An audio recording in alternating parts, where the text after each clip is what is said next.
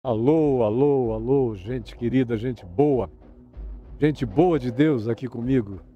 Em todos os lugares vão chegando, vão entrando, a mesa está posta e o alimento é santo. E quem quiser dele receber, é só abrir o coração, não complicar o entendimento, facilitar a cognitividade produzida pelo amor. Nós somos muito aferrados, agarrados a falsificações cognitivas.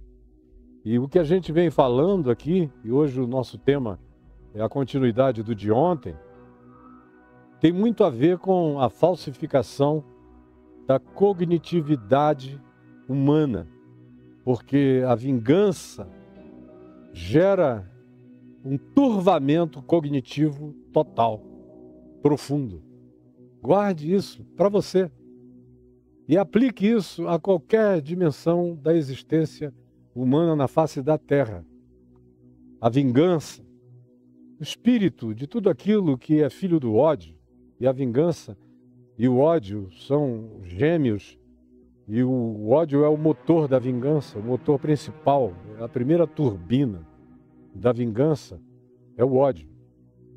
Mas existem outras turbinas.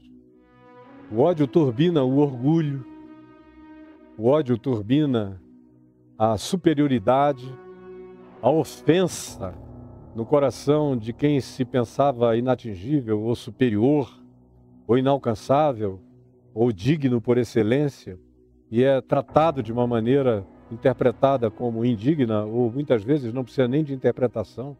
Os fatos designam a indignidade perpetrada contra quem quer que seja como realidade inquestionável.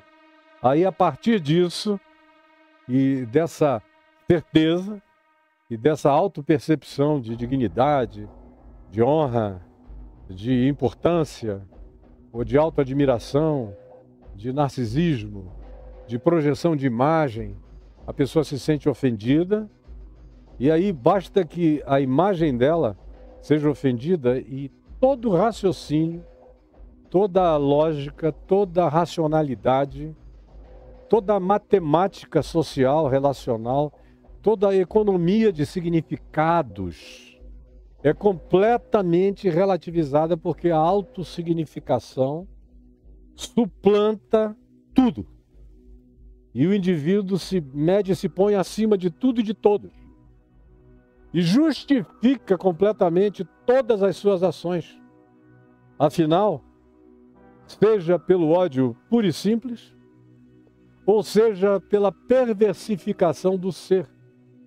Quando o espírito de honradez, de dignidade, de soberba de imagem de apresentação, de qualquer que seja a natureza, desde o nível mais pessoal até o nível civilizatório e social que se considere mais elevado, parece justificar a diferenciação entre as barbáries. Não, nós fomos atacados de um modo bárbaro. Estávamos dormindo e eles vieram, entraram na nossa casa, mataram nossas crianças e nossos velhos a sangue frio. Nós, como somos civilizados, jogamos bombas. Nós mesmos, até aqui, não pusemos a mão em nada, só apertamos o botão. E se você for ver os que apertam o botão, são os mesmos meninos jovens que jogam videogames, joystick. São os mesmos. É a mesma estrutura para jogar bomba. A mesma que super experts de games usam na sua rapidez de reação ou de entendimento de tecnologia para jogar com o que se considere ser precisão.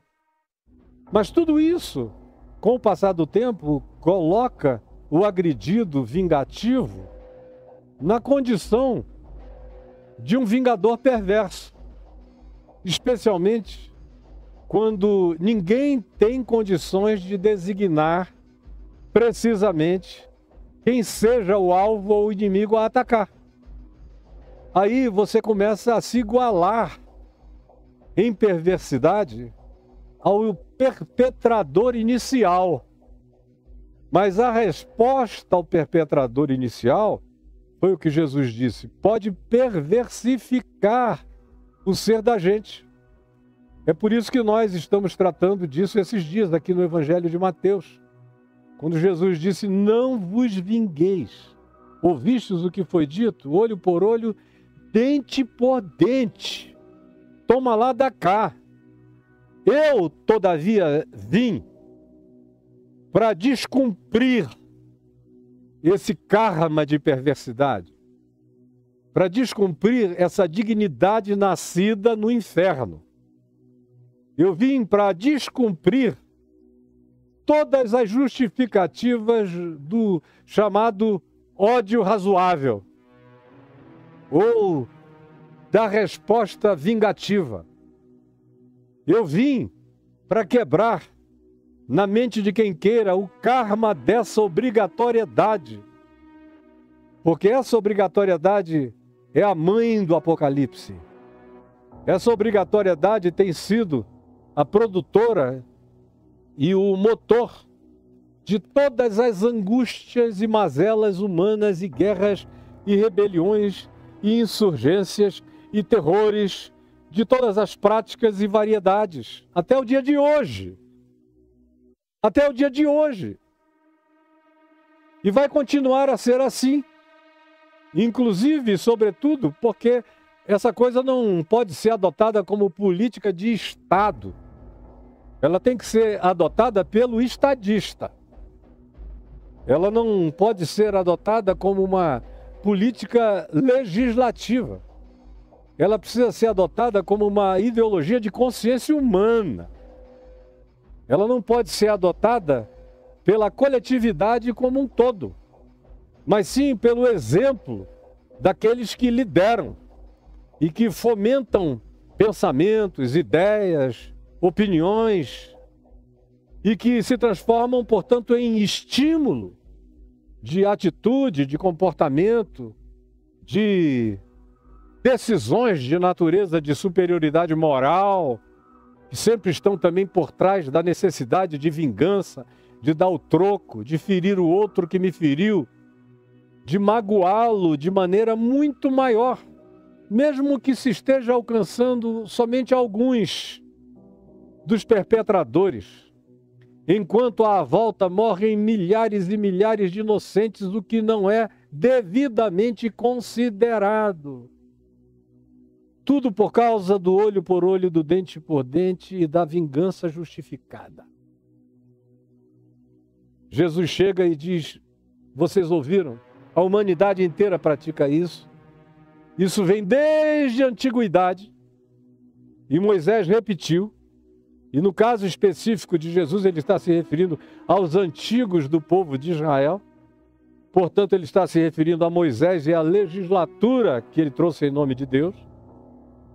E onde nós lemos aqui ontem no Velho Testamento, em Êxodo, em Levítico, é olho por olho, dente por dente. No Deuteronômio é repetido. E nas práticas guerreiras de Israel, isso foi praticado inúmeras vezes no Velho Testamento. E depois Israel não teve tanta condição de praticar isso porque esteve sob julgamento e juízo. Mas o ódio foi se acumulando no coração de Israel.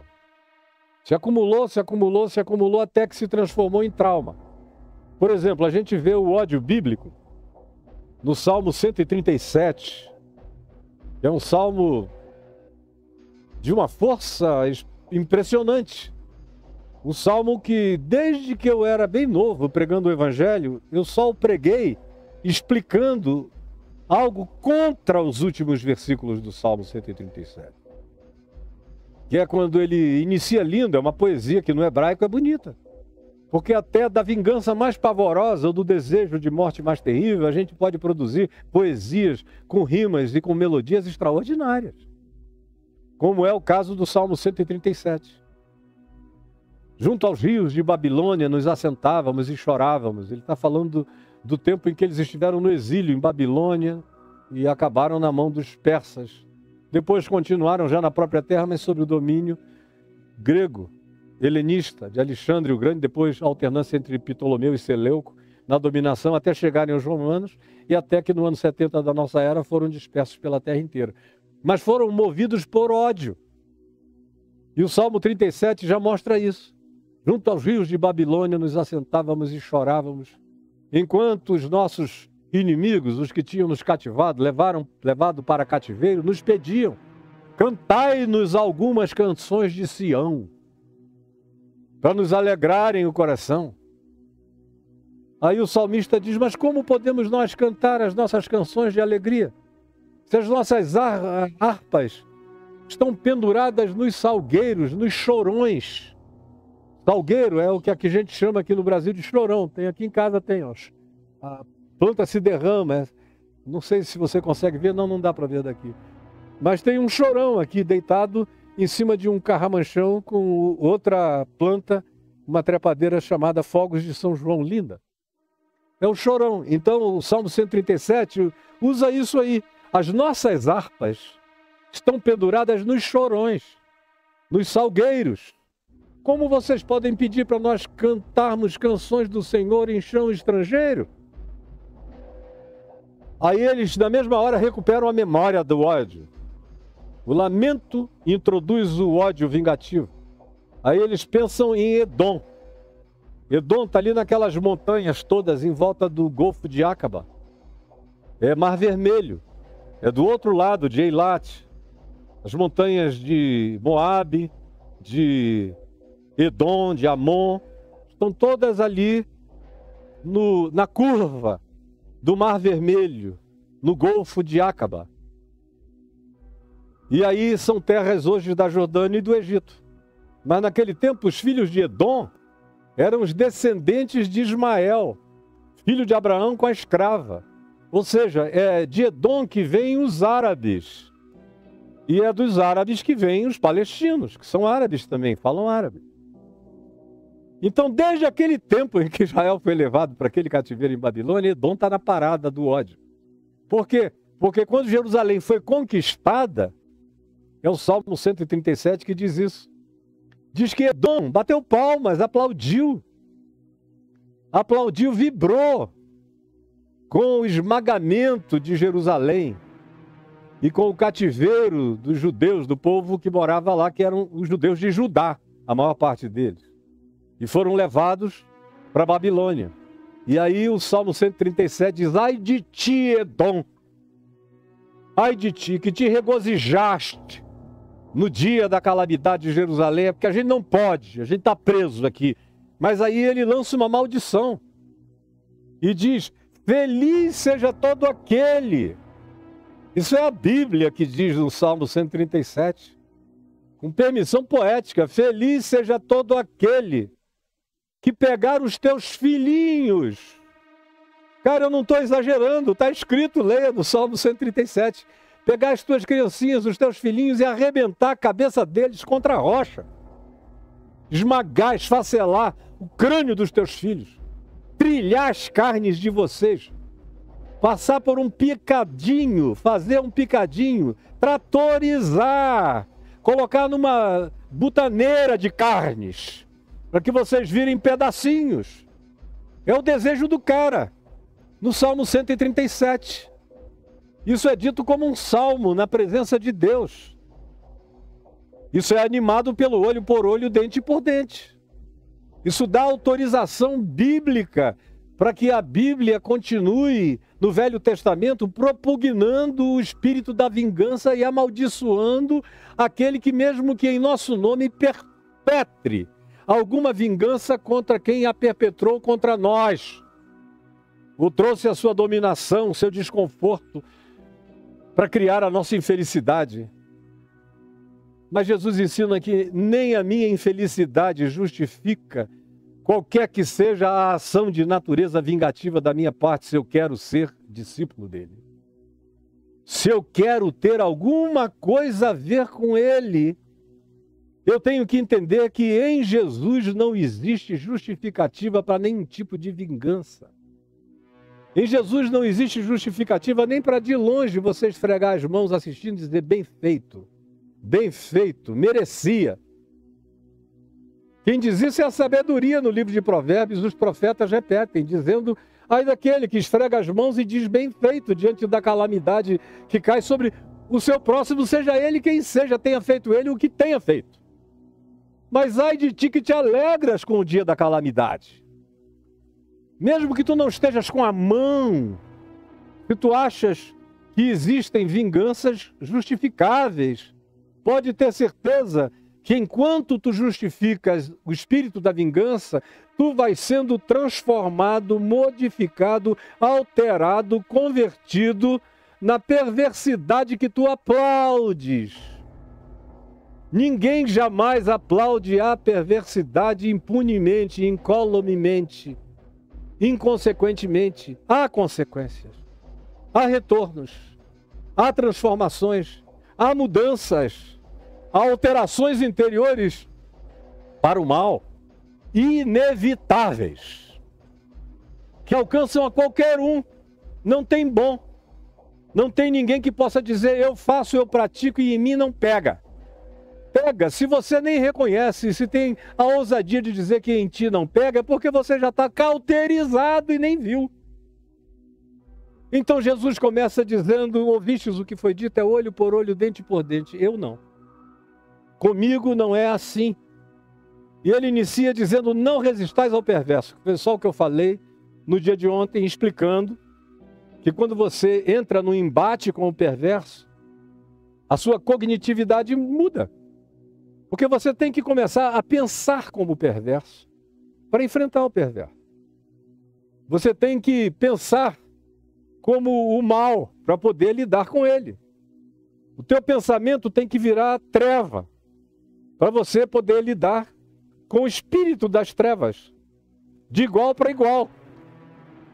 E Jesus veio e nos advertiu, dizendo que os filhos da luz, aliás, que os filhos das trevas, na sua própria geração, no seu próprio tempo, são mais espertos, são mais matreiros, têm uma sabedoria maligna que toma conta deles, em relação à qual os filhos da luz não têm como concorrer, se quiserem, filhos da luz, se manter. Não tem como concorrer com tamanha perversidade. Se você vai entrando e se você vai ficando de igual para igual, vai chegar a hora em que você vai ficar pior do que o perpetrador perverso. A gente está assistindo esse princípio de Jesus diante dos nossos olhos, na televisão, lendo nos jornais, vendo na internet, recebendo vídeos. Eu estou entupido de vídeos que me mandam do mundo inteiro. Vídeos, inclusive, privilegiados. São mandados por pessoas extremamente autorizadas. Por exemplo, do governo de Israel. Ou amigos meus que mandam vídeos com a visão dos acontecimentos conforme o que vai ocorrendo na Palestina, dentro da faixa de Gaza. São coisas tão bárbaras que não dá nem para publicar, não dá para postar. Faz alguns minutos antes de eu vir para cá, eu recebi 3 ou 4 vídeos de uma pessoa, um empresário israelense muito, muito importante lá. Obviamente mostrando o lado sionista. Ele é bem sionista, esse empresário. Ele não é só um israelense, ele é de ideologia de extrema-direita religiosa sionista. E nós nos conhecemos, amigos aqui do Brasil nos apresentaram e nos conhecemos lá, jantamos juntos, começamos a conversar, a trocar algumas informações. Ficou muito claro para ele que nós não jogávamos no mesmo time, mas que eu era uma pessoa que para ele era interessante manter contato, como também para mim. Ele tem informações muito privilegiadas.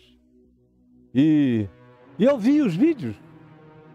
Falei, eu não tenho coragem de publicar isso aqui nem nas minhas redes sociais, no sentido de grupos de WhatsApp. Nem lá eu vou mandar. Porque eu vou mandar o quê? De um lado e do outro para ver a carnificina e ver quem é que praticou mais carnificina? A essa altura, a única diferença entre as carnificinas, ou as duas únicas, estão no fato de que a provocadora, que foi a carnificina terrorista do Hamas, foi completamente elaborada e foi uma vingança gelada, fria, premeditada, saiu, entrou e foi corpo a corpo, mano a mano. Foi direta. Matou logo 900, uma paulada só, 1000, no mesmo dia. Agora, de lá para cá, já são milhares os mortos, E os milhares e milhares de feridos, porque a vingança é devida. Tem-se que vingar. Vamos arrancar, tirar a raiz e o ramo do ramais. Agora, enquanto isso, as criancinhas na superfície vão sendo, como no Salmo 137, trilhadas e arrebentadas. Logo depois de eu receber esse vídeo, o embaixador de Israel me ligou, querendo saber como é que eu poderia ajudar em relação à imagem de Israel. Eu falei, olha, eu fui muito franco com ele. Eu falei, eu estou indo aí desde quando passou o Yom Kippur. Eu sou antigo indo à terra, antigo. A maior parte das histórias eu não precisei ler. Eu vi com os meus olhos. Eu assisti de um lado e de outro. Eu vi a mudança. Vi como o espírito da paz, depois que vocês mataram o último proponente de paz explícito, que era o Isaac Rabin como primeiro-ministro de Israel, e foi a extrema-direita religiosa judaica, a mesma que ampara o Netanyahu, que o matou, porque não queria paz, não queria dividir o Estado, que desde a ida, em 1947, antes de ir em 48, já estava determinado que ali seriam 2 estados, para 2 povos, que já conviviam lá pacificamente. Mas foi a entrada e a oficialização e a criação do Estado de Israel, que é, de fato, o primeiro Estado com oficialização dessa natureza estatal, que foi instaurado em todo o Oriente Médio, porque os outros eram reinos de sucessão dinástica. Israel foi a primeira democracia. E os primeiros ministros, os primeiros anos, os primeiros 40 anos, a primeira geração, foi uma geração que buscou paz. Eu vi. Queriam paz, trocavam, davam qualquer coisa por paz. O único problema eram os religiosos extremos que inventaram a palavra indivisível para Jerusalém. Em Jerusalém, indivisível dos judeus. Isso não é uma proposta da lucidez político-diplomática, nem histórica. É uma proposta fundada na Bíblia, na Escritura, no cartório bíblico de Moisés, dos termos de Israel na Bíblia, que os religiosos, fanáticos judeus e fanáticos cristãos e evangélicos e pentecostais querem restaurar na inteireza bíblica depois de 4.000 anos, 3.000 anos, e será impossível, a menos que o Apocalipse venha antes e acabe com tudo para não ter terra para ninguém. Eu disse isso, em outras palavras mais resumidas, ao embaixador. Falei, eu não posso, não tenho condição. Meu compromisso é com o ser humano. A minha religião em Jesus é o ser humano. Essa é a minha religião. A religião que o Evangelho me ensina, a única possível e passível de ser praticada para o agrado de Deus na face desse planeta, é ter o ser humano como sua religião. Porque o único com quem eu posso fazer religação, religião é religar, religação, com moto próprio, em razão da minha decisão, é com o meu próximo. E quem me ensina isso é Jesus. E quem repete isso explicitamente com essas palavras que eu estou dizendo, é o irmão de Jesus, Tiago, na sua epístola. Que ele diz que se alguém, todavia, quiser ser religioso, teu negócio não é evangelho, é ser religioso. Então, se o teu negócio é ser religioso, eu vou te ensinar qual é a lei perfeita. Aí ele cita o irmão dele, Jesus. A lei perfeita é essa. É cuidar dos pobres nas suas necessidades e acolher e proteger os órfãos e as viúvas nas suas carências, demandas, aflições e necessidades. Essa é a única religião possível, é amar a Deus no próximo. Eu falei também, sem me estender tanto isso, ao embaixador. Aí ele me disse, eu não posso dizer nada ao senhor, mas eu só posso dizer o seguinte, a minha esposa concorda completamente com o que o senhor está dizendo. E para bom entendedor, essas palavras já bastam.